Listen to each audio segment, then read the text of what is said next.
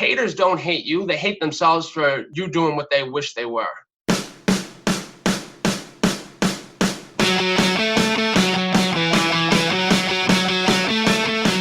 Welcome to Self-Made and Sober. I'm your host, Andrew Lassise with selfmade-coaching.com.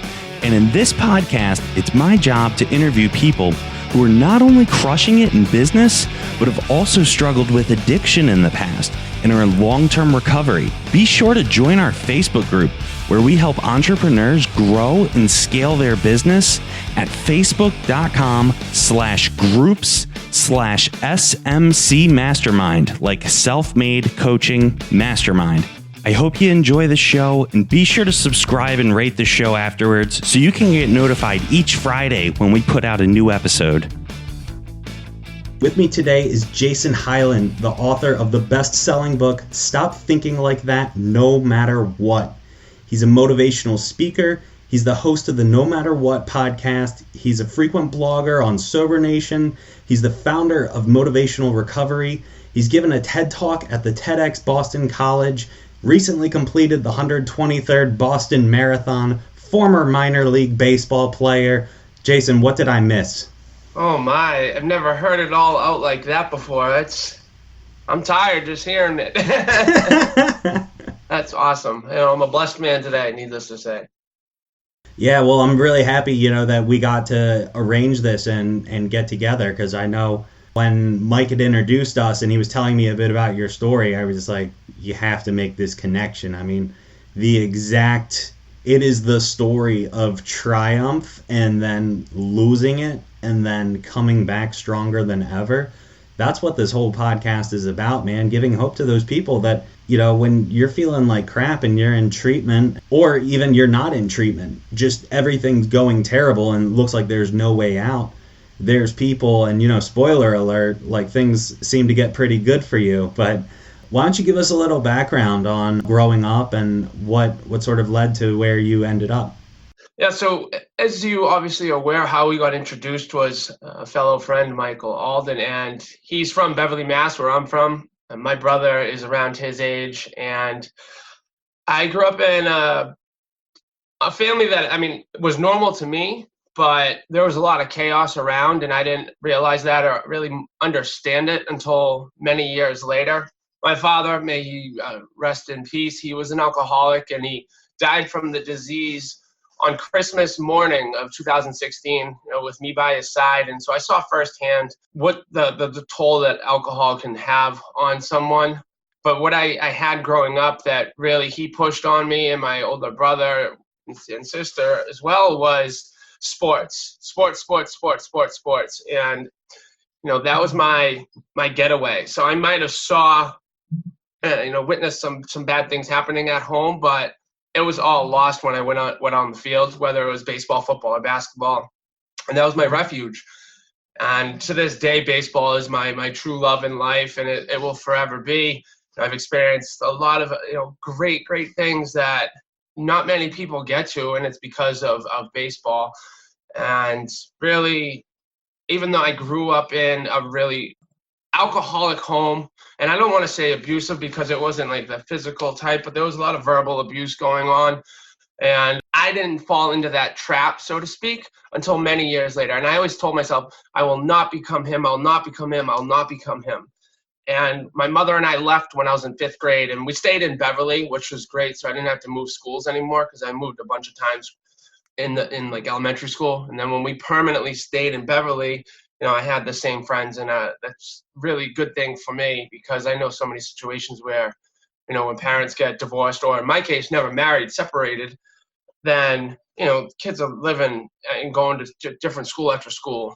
But I told my mother in high school, we left, like I said, 5th grade, 6th grade, actually, that I promise you I'll never become him, and I will do everything within my power to make sure that, we are going to be financially stable. I'm going to buy us a house. And I said I was going to, like gerbil cages and hamster cages where they have 2 different ones and then they're connected in the top by like a little bridge. That was my vision. It's like a big farm pretty much, because I love animals and I have 2 dogs. And that's what I told her. But I started experimenting in high school with just drinking my junior year of high school. Didn't take long before it just took over my life, and it took over like everything I was doing. And that's some of the stuff that I'll be able to share with the the triumph, but soon severe tragedy. And that started occurring in college pretty much. So when you first started drinking, were there consequences or anything like that, or were you just sort of having fun? Definitely having fun. And some of the things I did back then, though, like if I got in fights and stuff, if I did that today, I'm sure there would be consequences, like physical altercations. But it was more so fun, doing the high school thing. We were having a good time, partying in the woods, or someone's parents are away, going to have a good time and party there. And I went to an all-boys Catholic school in north of Boston. So I have friends from all over, the area, which was great because, I got to know a lot of different people and a lot of different groups of people. So really it was just like experimental, have some fun, and, do what teenagers do pretty much. So when did it start changing from just having fun to, did you start noticing there were kind of rumblings of problems? The major incident that, looking back now, tells me that was when I became an alcoholic. I don't know if that's even like a way to say it, but the incident was after my sophomore year in college. I was named MVP of the College World Series at the University of Tampa. We had just lost in the national championship to Central Missouri State, and this was 2003. And so heading into my junior year, I'm told, there's no doubt about it. My dream is right there. I can see it clearly. I'm going to get drafted, and then it's on me and how quickly I can get to the majors. And it was reality. There's no doubt about it. That was realistic. And a little side note, when I was on with Mike, he told me he heard when I was like 10 years old, that's what was going to happen. Jason was the baseball player who was going to make it. Because again, he was in high school with my brother. And so that was always the thought. That was always what I believed. That's always what everyone around here believed. My family, absolutely. My dad, drilled it in me. That's what had to happen. So it was my junior year early in, and alcohol-related incident where we had some recruits, high school recruits, staying with us, and we took them out in Tampa, and one of my roommates got in a fight, and I got involved and helped, and unfortunately, I got a separated shoulder, had to meet with the coach the next morning, and just like that, kicked off the team. Not even 6 months removed from being named College World Series MVP and seeing everything I've worked so hard over the years, come into fruition. And that was the moment. So it was November 2003. It would take many years before finally, succumbing to my fate, what have you. But that was the moment it started taking, like the incidences started piling up, and there were, negative results and consequences. So after basically your entire life, and I'm no therapist, I'm just on the surface level, but your whole life, it was Jason the baseball player, Jason the baseball player, Jason the baseball player, and then you separate your shoulder, and now it's Jason. Who are you? Well, see, that's the thing. People still knew me as Jason the baseball player because I ended up, even though I got kicked off that team, I transferred to a school in Northern California Chico State, Division II powerhouse for baseball, and I knew of them because they lost in the College World Series championship the year before my team did. And so I had a decent junior year, and going into my senior year was when I was told where I was going to, top 10 rounds is what my coach told me. My coach now is the head coach of the University of Washington, so he's certainly made his way up there. And I'll never forget when he told me that. And I was like, he's like, just got to do what you did. I was making a name for myself away from the incident that happened that had brought me to that school. But alcohol and now drugs were just too much of a factor, and they were becoming consistent in a daily thing. And that's what ultimately, my senior year was just a complete mess. It was all about drugs and alcohol at that point. And so I had to find myself, and it didn't take another almost 15 years to do so, because for the next 10, 12 years after college, it was just a mess. It was, what trouble can I get myself into now? And And I'm just very fortunate that I never got into a significant trouble, even though I definitely should have on a number of occasions. And that I'm sitting here, that I didn't hurt anyone. I'm very blessed in that regards. But it took its toll from being Jason the baseball player to Jason the partier, pretty much up until I found sobriety, which was July 24th of 2017. So what's happening earlier in July 2017 that sort of brought you to treatment? Because if you're just Jason the partier, that guy's just having fun. I'm guessing probably something happened between the Jason's just having fun to Jason's got a problem. Well, there was no having fun for the last 3, 4, 5 years of my drinking and drugging. There's no fun. It was the point where I was that stereotypical. I had black curtains, black shades, tucked in my room, wearing the same hoodie, watching the same TV shows, only leaving my house to go to the Packy, which is a liquor store here in Boston.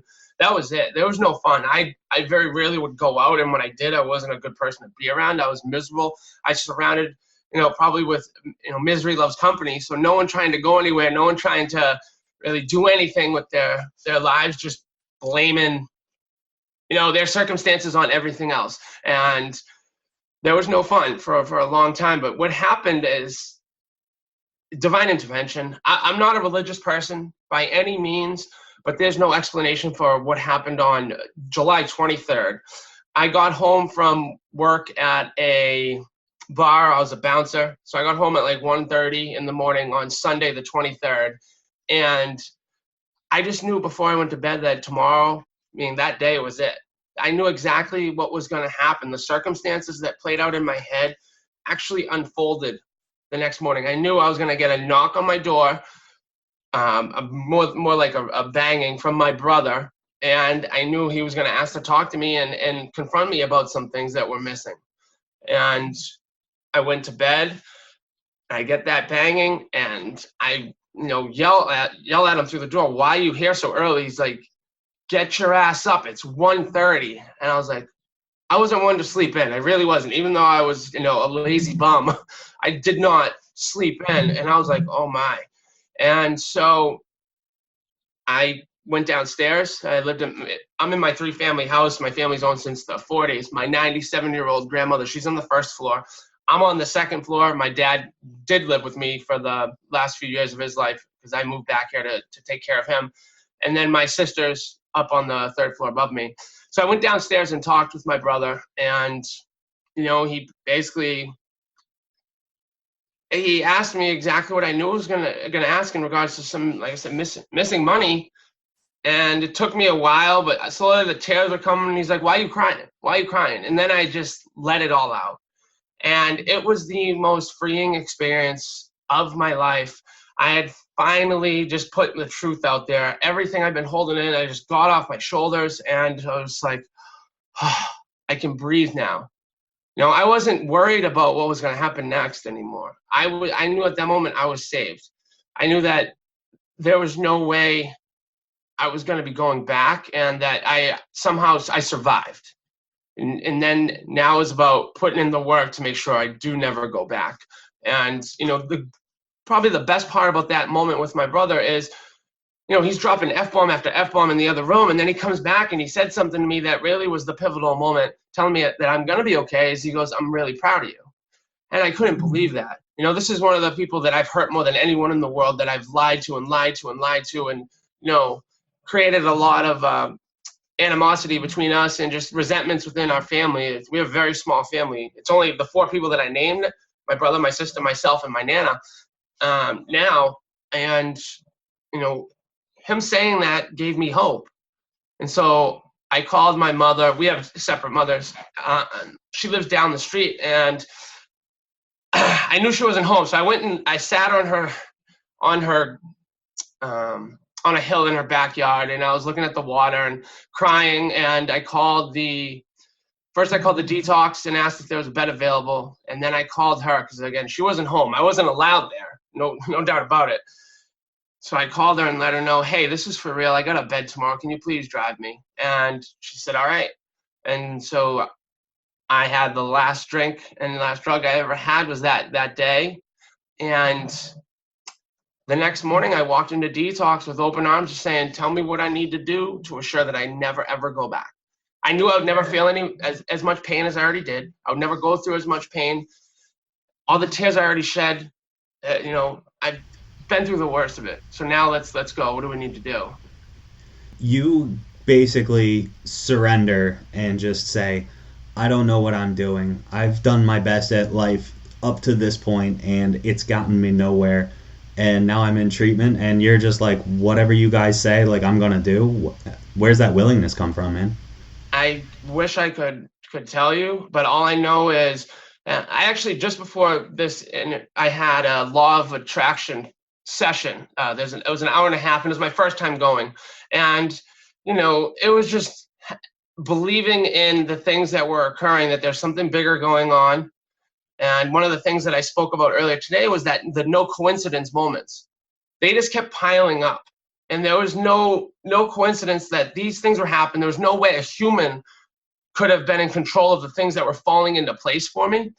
And that just showed me that I was about, becoming part of something far, far bigger than my journey. And I started, a few months in, realizing my purpose. And that was to be able to be on a podcast like this and share my story to help spread hope and inspiration. And it just grew from there. The willingness was like, I could never go back to that life. There's no way. You wrote Stop Thinking Like That while you were in treatment, right? Yes, I did. Yeah. Aren't you supposed to be miserable when you're in rehab? That's why motivational recovery was founded. I couldn't understand. I was free. I could understand that I was free, but I couldn't understand why everyone was so miserable. Even though they were sober, they were no longer, poisoning themselves. They were still miserable. And I didn't get it. And I don't really understand it. I know everyone goes into treatment at a different place in their life. But once I got to the Link House, which is a 6-month program, I spent 1 month between the detox and a holding and before finding long-term treatment. And at the Link House, everyone shows up at the same exact spot because you're showing up, you're getting the same exact tools, the same exact resources. You're already sober because you have to have gone through detox to go there. Why not make the most of it? Why not take advantage of the opportunity you have? But what I realized is there are a lot of people, sometimes they're on the 2nd, 3rd, 14th, 25th, 50th time doing that. And that was mind-boggling to me. That detox process was 8 days of from what I remember, because I was so drugged up on them getting me off. I was on opiates. I was doing upwards of $300 habit, 300 milligrams a day of opiates at the end, and on top of my drinking. So I had to, have some serious, drugs to make sure I didn't have the withdrawals. And there was like 4 days of that.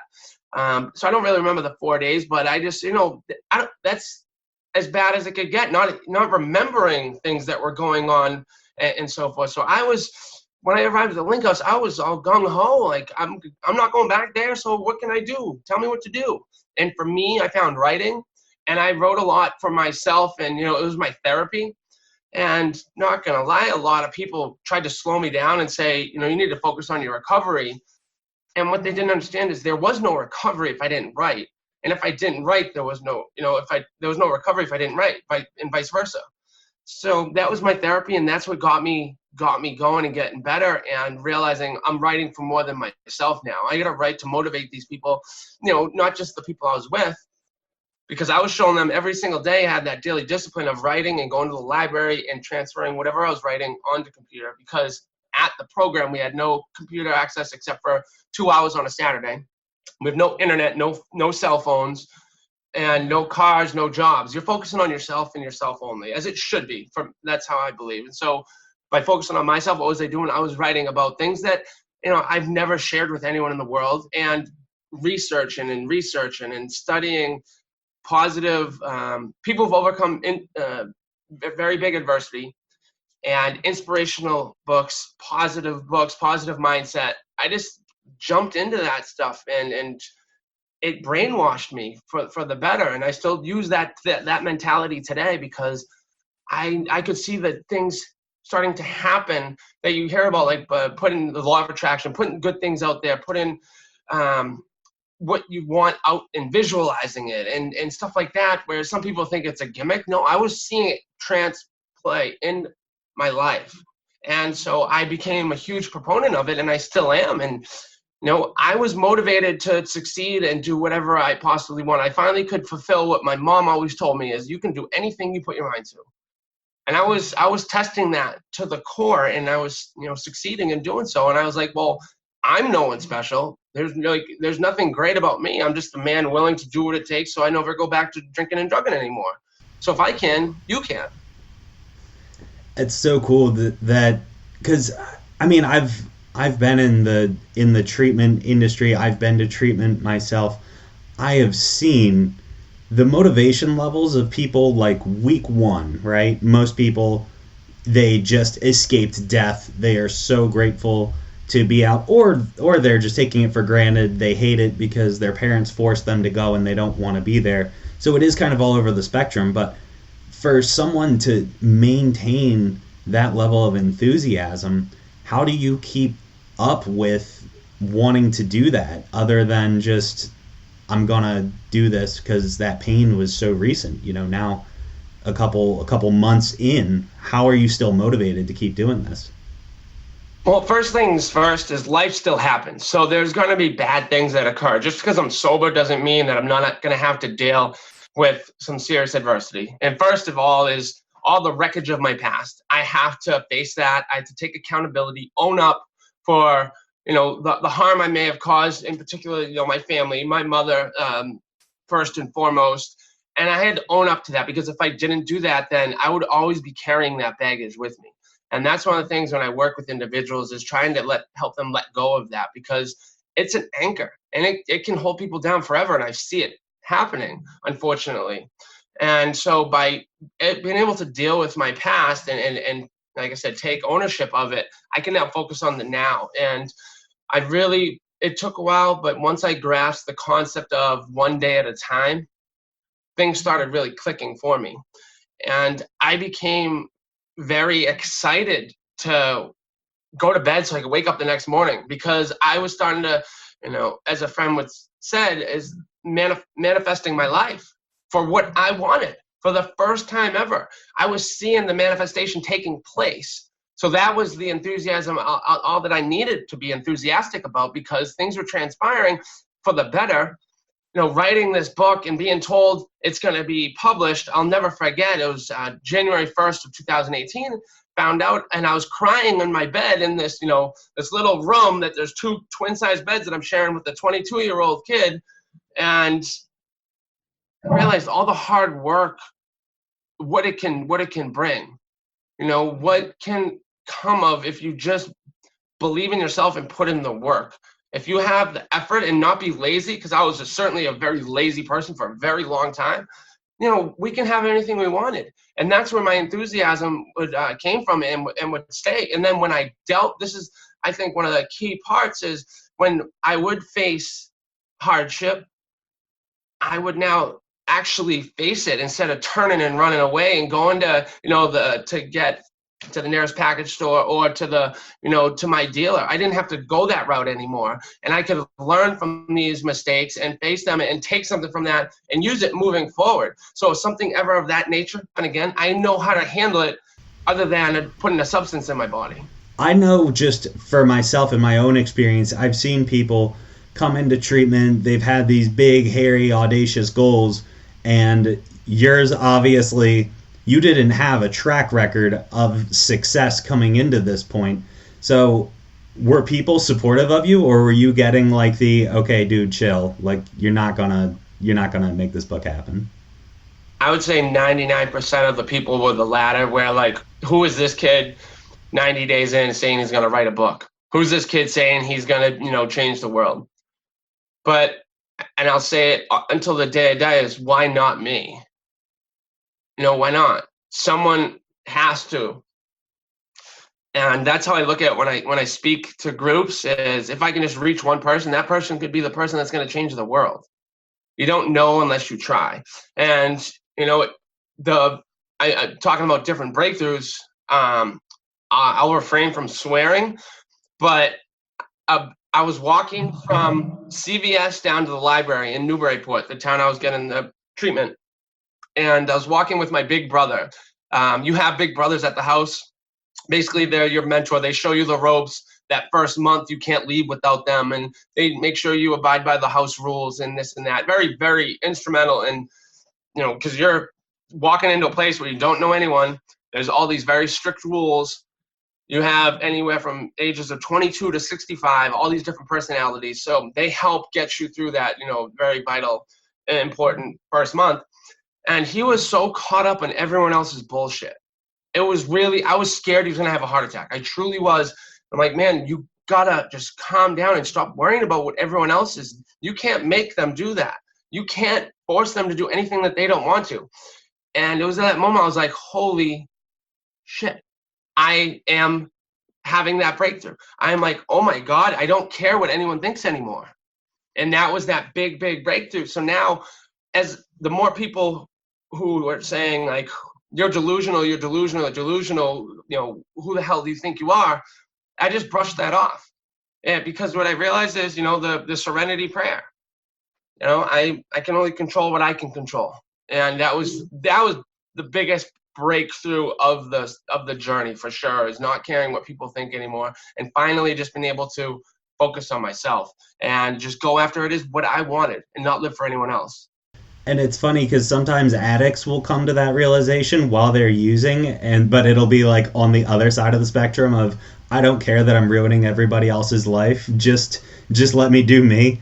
But you're on the other side of that, and Mike actually talks about it in his new book, Blueprint to Business, I believe was the title. And it's basically, if you know you're doing the right thing, then stay in your lane. Don't worry about what other people are talking about, what other people think on what you're doing, because if you're doing the right thing and you're passionate about it, and you can go to bed at night being like, yeah, I wrote this book that I want to change the world, who's gonna get mad at you for doing that? Like, all you're trying to do is provide value to other people, to help other people, to get your message out there to as many people as possible. Like this podcast, like initially the idea behind it was just, I'll interview big corporations, things like that, get in touch with business owners, and then kind of as time went on, it was like the people, the Jason Hylands of the world are the ones that can use this as a platform, and getting to know people like you and your story, it's really cool to see people just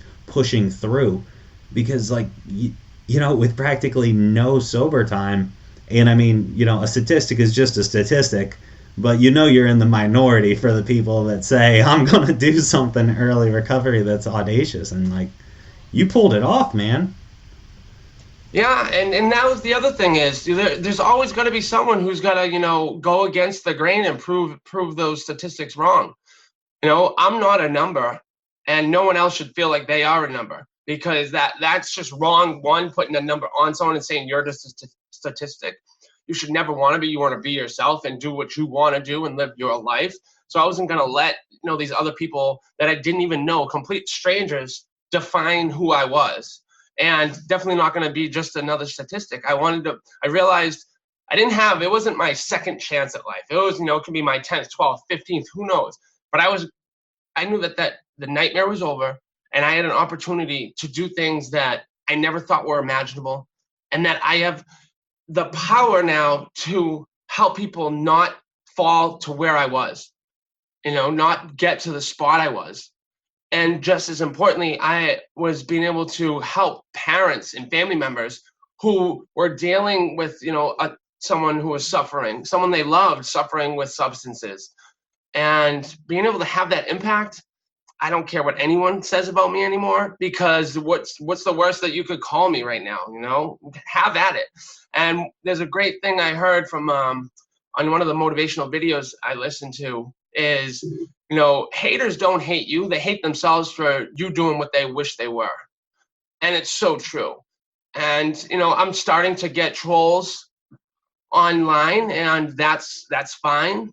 one that shows me that if I'm making a name for myself, and that's a good thing. I was told any publicity is good publicity. I think Mike told me that at the beginning, and to embrace it. The more success you do garner, the more people are gonna jump aboard and they want to watch the train wreck, right? They want to see you fail. And it's unfortunate, but those are the people who need to be listening to this. Those are the people who need to be reading Stop Thinking Like That. Those are the people who need to be paying attention to the people who are doing it, rather than just hating and sitting behind a keyboard, or locking themselves in a room like I was in the pitch black watching American Pickers for 17 hours a day. I was that person, and now I see that hating on someone who was doing good, that was just holding me back. There's delaying the inevitable. And so I embrace people who are gonna hate or who are gonna talk down on, because what? One, it means I'm doing something right. And two is, if they do have something to say that I could learn from, because I am far from perfect. As a recovery coach and a performance coach, there are three things I always tell, a potential person I support at the beginning. One, I do not have all the answers. Far, far from it. I'm going to be forever learning. It's my favorite thing. On my post earlier today that you probably saw, my knowledge brigade, I love just building that up. I want to learn as much as possible, because it's just, it's a beautiful thing, and it's infinite. The second part is, I am not perfect. I am the furthest thing from perfect. I am going to fail. I'm going to fail. I'm going to fail some more, and I'm going to mess up. But I'm going to admit to it, and I'm going to use whatever I can from that situation to be better moving forward. And thirdly, though, is the important part is, I know how to stay sober one day at a time, and I can help you do the same. And, I say that right up front, so I'm transparent as can be. I don't have all the answers. No one does. That's be ridiculous. That's why when I hear of so-called experts in the field of recovery, I'm sorry, I don't believe in that. I respect that your knowledge and your opinions, but to say you're an expert in a field where there's millions and millions and millions of people that are just hurting, and, there's no such thing in my eyes. What got you into recovery coaching? My mom, she saw an article in the local paper, and I graduated from the program I was in on February 23rd of 2018. I started the recovery coach class on March 1st, so the following Friday. And it was every Friday, full 8 hours for 1 month. So I got my 30 hours to get my certification in Massachusetts. And then I released the book right thereafter, and I kind of went on this whirlwind of a tour of every week was either a podcast, or I was going in the studio, did a couple of radio stations and a couple of actual TV shows. I was on a guest of a senator. She asked me to be on her TV show. So again, these are things that were showing me it's far greater than me, that my purpose is far beyond my own sobriety. And I was starting to, see results from the work I was putting in with individuals, the people who are reaching out to me in private. And I loved it. And I loved being able to see, have the perspective from the other side now. Because I'm an expert when it comes to using. I'll say that, no doubt about it. But on the other side, there's so much that you see. And you start really peeling the onion of a person, different layers of individuals. And so I started a job with Bay Cove Human Services. It's a nonprofit, and I was working on this brand new thing that Massachusetts was implementing through the Department of Mental Health, and it's peer support. And the program's called ACCS, Adult Community Clinical Services. And what it is moving from the old adage of clinical support of client and like the doctor and client or doctor and patient, and moving it towards peer support to where everyone's equal. It's a give and take. As a recovery coach or peer specialist, I'm going to learn something from the individuals that I'm working with, and vice versa, because that gives them, if I'm someone who's lost as can be and don't feel I have any value in the world, but I'm working with this recovery coach and I can see I'm having benefit in the recovery coach, that's a great thing. That gives hope. And we all know that it's just, there's not much hope when we're using. And that little sliver of hope can be the world of a difference. Because again, I'm going off of my personal experience. I felt it. And I was living it. And so by joining them, I learned the peer side of things, and I got my certification as a certified peer specialist, which I don't want to say one's greater than the other when it comes to recovery coach or peer specialist, but a peer specialist, you're looking at like a whole greater spectrum. Recovery coach, you deal with people with substances. As a peer specialist, it's people who have mental health challenges. Some also have substance abuse history. And those layers that you start to unpeeling is getting to know the person and bringing them all the way back to them as a human being too. A lot of the time we just see someone, on the corner, why don't they just get a job? They're bumming for change. Well, there's a reason why that person's there. Do you think they chose to be there? Absolutely not. No one in their right mind, left mind, any mind would go and want to be in that situation. So we got to remember that that's a human being too, that they were once, they're someone's son or daughter, they were someone's friend, maybe someone's husband or wife and so forth. There's a reason why they're there, and it's not their choice. And that really hit home for me, seeing that, okay, going all the way back to the individual, if I can just build a connection with that person, maybe I can give them a little hope. And at the very least, I'm giving them someone to talk to, because there's no human connection really when you're out there running and running and running. It's very rare. So no, that was a long answer as how I became a recovery coach and, a peer specialist, and why I love the work that I do, because every day is different and I get to see the results firsthand of the work I'm putting in. Yeah, I know exactly what you mean when you're kind of on the same team. When I'm doing business coaching with clients and they'll present me, I'm running into issues with accountability with my employees doing this particular thing, and I want them to be doing this. How do I solve this problem? And I feel like it's just sort of human nature. It's very easy for us to just give advice on, absolutely. Here's how you can solve that problem. And then I look at my businesses and then I'll be like, you know what? Perhaps we're also, and then I kind of peel it back and just selfishly, you tell your side, and then just human beings, we just think like, how does this relate to me? How does this relate to me? And so my clients will say, I'm having issues with employee performance and accountability. And then I say, oh, well, you could use a project management software and then organize all the steps that are supposed to happen. That'll solve your problem. And then I look at mine and it's like, you know what? I have that same problem, and that would actually solve my problem too. But it's one of these things that Tony Robbins says. He says, we know what to do, but we don't do what we know.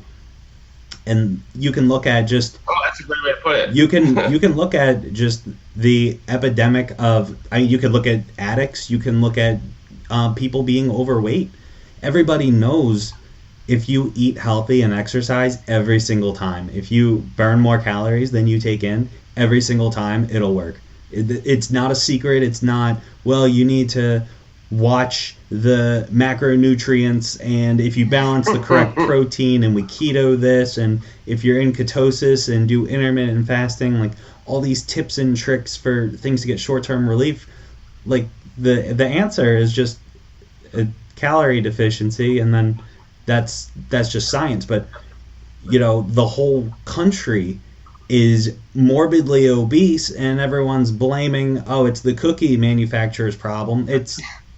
It's not their problem, and it's not that we're not educated that these things are issues, but we don't feel that short-term pain because you eat one cookie, you don't immediately get a heart attack. If that happened, people would stop eating them. It would be easier. Yeah. But it's a long, slow progression. Just like you can't go to the gym once and get ripped. It's a progression. It's got to become a lifestyle. And when you're dealing with people in recovery, when your whole life has just been, how do I deal with this situation I don't like? Well, I'll get high. How do I deal with life? I hate it. I get high. What do I do in any situation? I just drink and drink and drink. And for me, one of the things that I questioned when I started, when it was like, well, what do you do for fun? And then what I came to realize was you just keep living your life the exact same way without drinking, because it wasn't, I enjoyed going to hockey games and drinking. I enjoyed going to hockey games, and I was an alcoholic, so did that drunk. It wasn't the I have fun drinking and doing this. It was I'm just an alcoholic and I can't stop drinking. But I think it's funny though, kind of that perspective that you touched on. So when you were writing Stop Thinking Like That, were there times where you were like, you know what, maybe everybody's right, maybe I should just, who am I kidding? Did you have any of that self-doubt? I'm going to be honest, I really didn't, because, and I remember I said this to my stepdad, at the end of the day, when I finished writing the book, the worst case scenario was I wrote a book. If you think about it, that's the worst case. Even if I only sold one copy, you know what? I still wrote a book. More importantly, what did that writing do for me? It kept me sober. So that was the absolute worst case scenario, and I kept that mentality. So no matter what, I was winning in my eyes. And if I failed, well, what did I fail? According to whose standards? I didn't fail myself, and that the only standards that should matter are my own. And I just wrote a book. So the self-doubt, and that's part of the brainwashing I mentioned at the beginning. I just erase all self-doubt. And after, I would say a few months after I wrote the book, I started writing workbooks, and I made my first motivational recovery workbook. Part 1 is on confidence. And because I saw the value of getting self-care to building up self-esteem and the confidence that what it brought to me in early recovery, when again everyone else is miserable, well, why wasn't I? And I try to use, again, just off of what worked for me, this is what my personal experience, to try to help others, because a little self-esteem can go a long way, because you start doing things you didn't know you could, or you thought you never would be able to do again. I think about the Admiral's story on making your bed. And if you just make your bed first thing in the morning, at the very least, worst case, you're going home at night to a nice, freshly made bed. You're also starting your day off with completing a task that releases dopamine.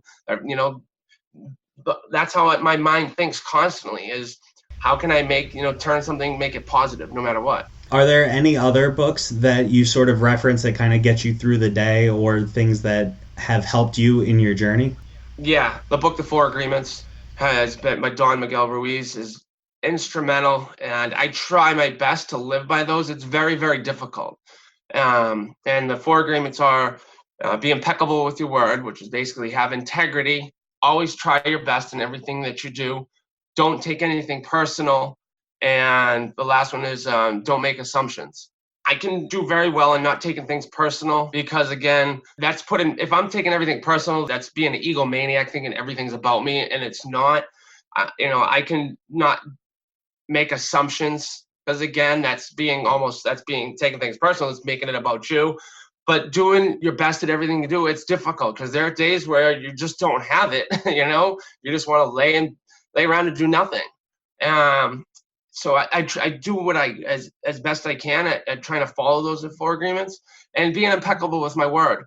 Have I lied since I got sober? Of course I have. But have I followed it up with honesty is a key. Again, going back to, I'm far from perfect. I'm still going to make mistakes. I'm still going to mess up, but it's about owning those mistakes now. So I do my best at trying to follow the Four Agreements. And I think it's a book every single person should read, because it's an easy read, it's short, and it's straight to the point.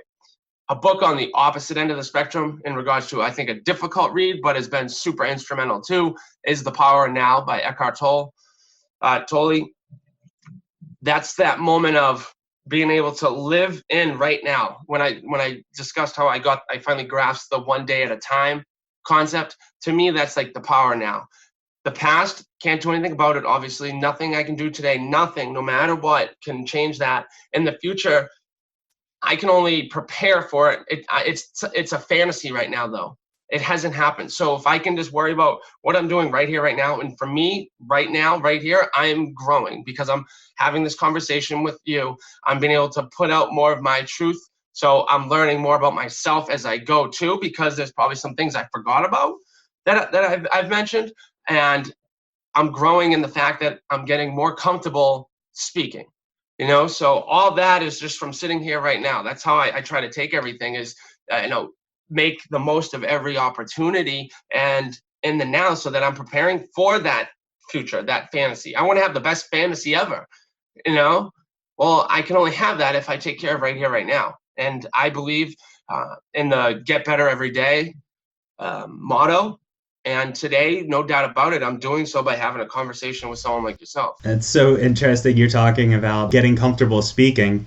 So if we go back a couple months, why don't you tell us about what the background was on getting the TED Talk at Boston College? So that's it goes hand in hand with writing in the first 4 or 5 months of my sobriety, where I knew that I found my purpose, because I was never one who would like to speak to groups. Even if I knew the people, I also was never a writer. And something just told me I meant to do this. And I started going to Toastmasters, which are they're public speaking groups where there's only usually like a handful of people who go to them. Every town has one, I'm pretty sure, and they meet once a month, twice a month, or whatever. And you basically give speeches and you get graded on them and like live. So it's great. You learn a lot from them. And I started slowly building up. My platforms were getting bigger. The more success the book was having, the bigger the platforms. And I got the chance to speak in front of roughly 1,000 people on the Boston Common for International Overdose Awareness Day, which is August 31st. And it's in 500 cities worldwide that it's celebrated. And I was chosen to be one of 8 speakers. And I was like, oh my goodness. It was the most emotional event that I've been a part of, because there was like a big screen with people's pictures who have passed away. Like we're talking like a stadium size big screen. I can't think of the name right now. But it was very emotional. And one of my friends up there, I was speaking in honor of him, and his family was there to support me. So that was only a 5-minute speech, but it showed me again that I'm doing what I'm supposed to be. I'm doing what I'm supposed to be. Because the more I do it, the more comfortable you're going to get, obviously, no matter what in that regards. And so with the TED Talk, I was 1 month away from graduating the Link House, and my therapist in the house, who was separate, she didn't work for the house. She came in from a separate company, and she told me to check out Brene Brown's book. Well, she gave me her book to read, and she said, check out her TED Talk on vulnerability. And I was like, what's a TED Talk? I had no idea. And she's like, well, check it out. And then I meet with her once a week. I read the book in that week. I check out the TED Talk. The following week, when I'm with her, I told her that book was amazing. It was Daring Greatly, and Gifts of Imperfection was the first one. And then she gave me Daring Greatly. I read both of them. And I told her, she said, why don't you go, see if there's one in Boston? And I'm like, why don't I speak at one? I just put it out there. What's the worst that can happen? I put it out there. And so I reached out to Boston College, because they were the next one they were having in April. This was 2018. And I filled out the application, and I made it to the second round, but I didn't get chosen. And rightfully so. I was in no way, shape, or form ready for that type of event. And I didn't have any credibility at the time either. And not saying I have much now, but I had a lot more to offer the second time around. And so I reached out to them, and the topic of the event was resiliency. And I was like, who can speak better on resiliency than someone who's overcome addiction? I don't know. I mean, there's obviously some people who've overcome much more adversity and massive odds than I have, and someone who's overcome addiction in general. But I think we have a good grasp on what resiliency is. And so I made it through all the cuts, and I had to write the speech up, and they had to look it over and give it one last go of, thumbs up, thumbs down. I got chosen, and it was March 30th at Boston College. There was 6 speakers. 5 of us were chosen through the online application process. We're from all over the country, from Tampa, Cincinnati, the professor at Boston College, myself, and someone else. I'm not sure, I forget where he was from. And then a girl from Boston College won their contest. So there's 6 talks, and it was all in resiliency. And I've never been so stressed about something leading up to that, because I put so much pressure on myself, because I knew this could be a life-changing opportunity. I knew it's a once-in-a-lifetime opportunity. At the very least, if I don't do it right, that's it. But one of the things they send you is a video on how to make a successful TED Talk. And it's a TED Talk on that. And it was just what I needed to watch. And I took a bunch of notes on it, and I'll never forget, she said, act as if this is only the first of many TED Talks you're going to be making. Like, this is the first, but not the last. And I did that. And I probably rehearsed my speech a million times to my girlfriend. She definitely got sick of hearing it, but I did what was necessary. She helped me a lot with writing it because she's a lot smarter than I am.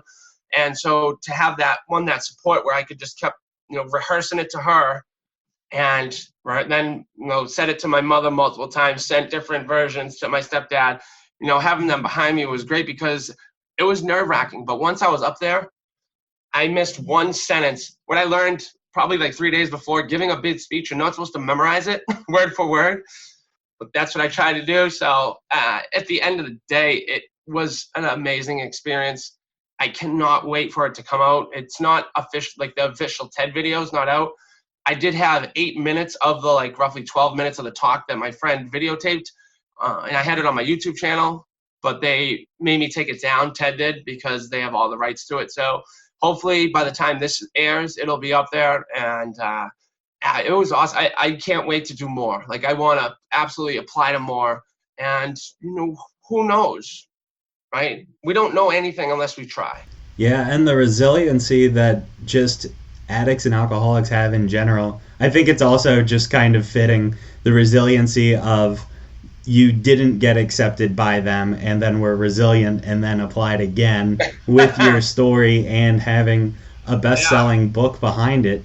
So what do you think led to stop thinking like that no matter what, being a bestseller? I mean, most books just get published and poof. So what was the difference with yours?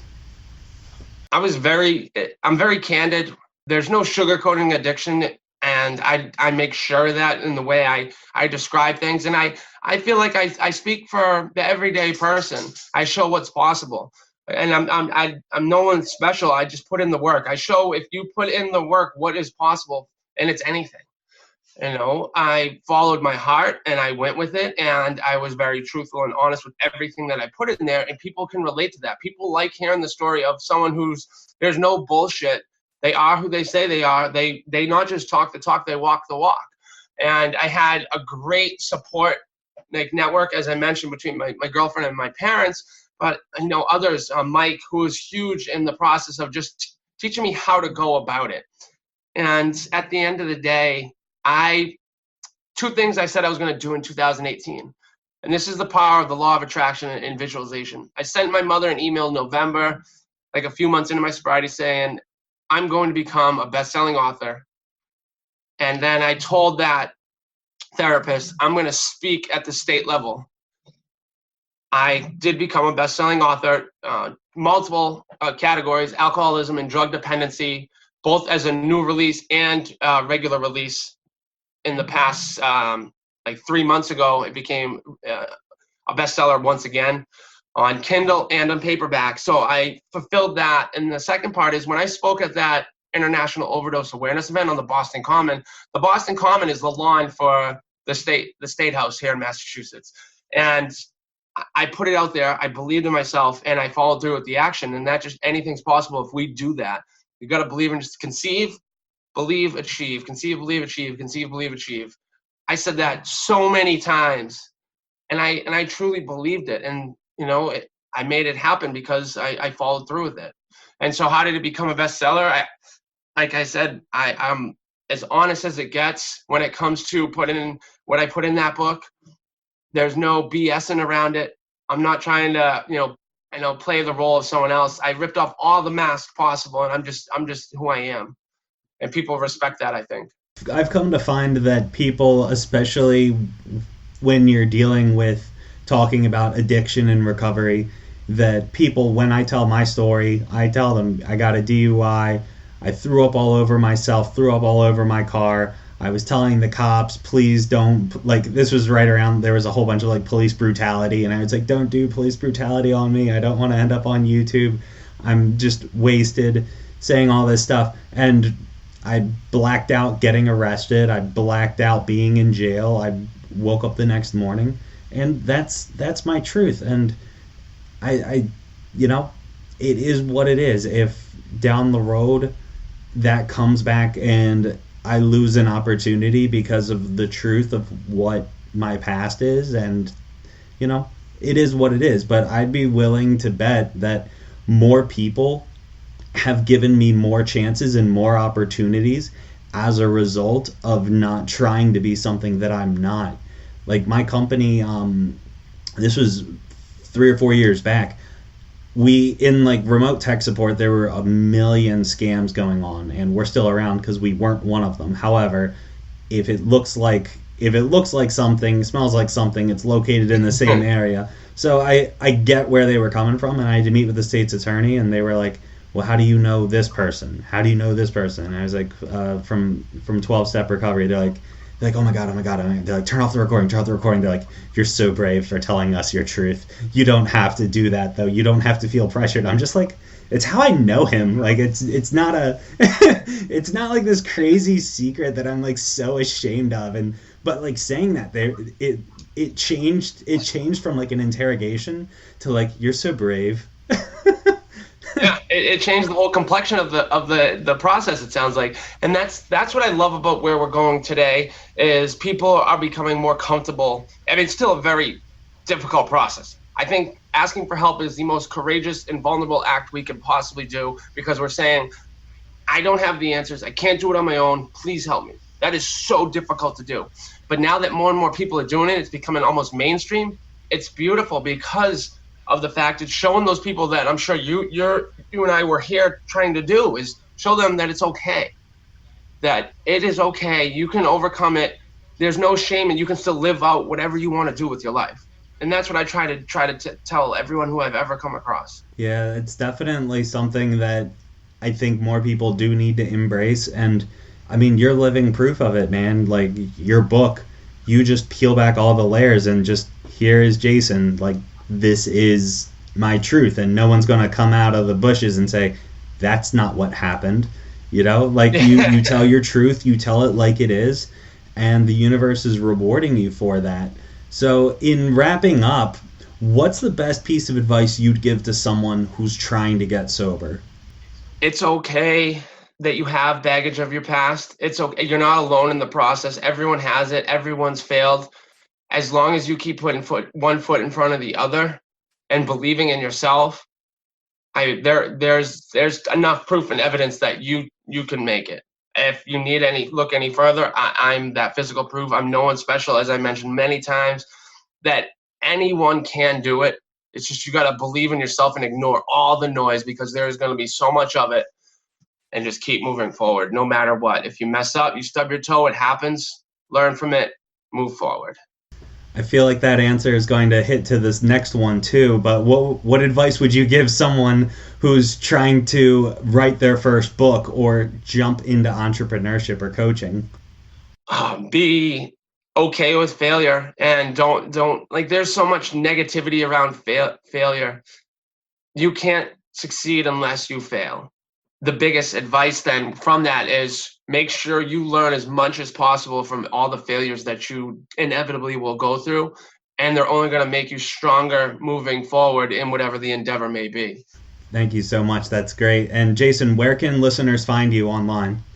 Instagram's the best place for me. I actually share an account with my girlfriend, so we get the best of both worlds reaching out. It's at Motivational Recovery, which that one is where I try to show as much as the humanistic side, that I'm just a person. I'm living my life, but I'm showing you what's possible. You know, that's why I like putting some personal stuff in there, because I want people to know that who are really suffering right now, really hopeless and lost, they can go to a Red Sox game and have a blast sober. You know, they can do all this great stuff sober.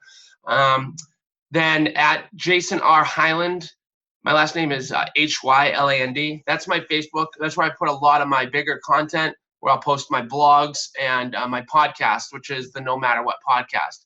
I kind of taken a step back with the podcast and making shorter 1 to 5 minute videos, so that I can produce a lot more content. My goal is to bring push motivational recovery and the philosophy behind it to in as many ways as possible. And so I want to give as much value to that I've gotten so freely back. I want to give back as much as I possibly can. And so I'm putting, all the different videos I can out there, blogging, Instagram, motivational recovery as well. Jason-Hyland.com is my website. Please, if anonymous or not, you can reach out at any point about any questions. I am, as you can probably tell, as open as a book as possible as can be, and I'm here to help. I want people to be able to live their best life, because I know I can say I am today. And I'm coming up on 2 years sober, which some people may like, you're only 2 years sober. Well, in the past 22 months, what I've accomplished far outweighs the first 34 plus years of my life. Yeah, man, that was my experience too. Like the first 9 months of sobriety, I had capped, actually not even 9 months. Well, it was probably like 2-3 months of sobriety. Like I had gotten further ahead in life than I ever had the previous 26 years. And it's like, I've turned it over. Something else is in control, and I can't argue with the results. But Jason, it's been such a pleasure having you on the show. And like he said, if you want to reach out to him, hit him on Instagram, Facebook, jason-hyland.com. Jason, thank you so much for being on the show. And for listeners, be sure to like and subscribe, leave comments, let us know what you think about the show. And Jason, take care, man. It was great talking to you. Andrew, I thank you so much. It's been a pleasure. Take care, everyone. Thank you so much for listening to Self-Made and Sober. Be sure to join our Facebook group at facebook.com/groups/SMC Mastermind, like Self-Made Coaching Mastermind. I hope you enjoyed the show, and be sure to subscribe and rate the show so you can get notified each Friday when we put out a new episode.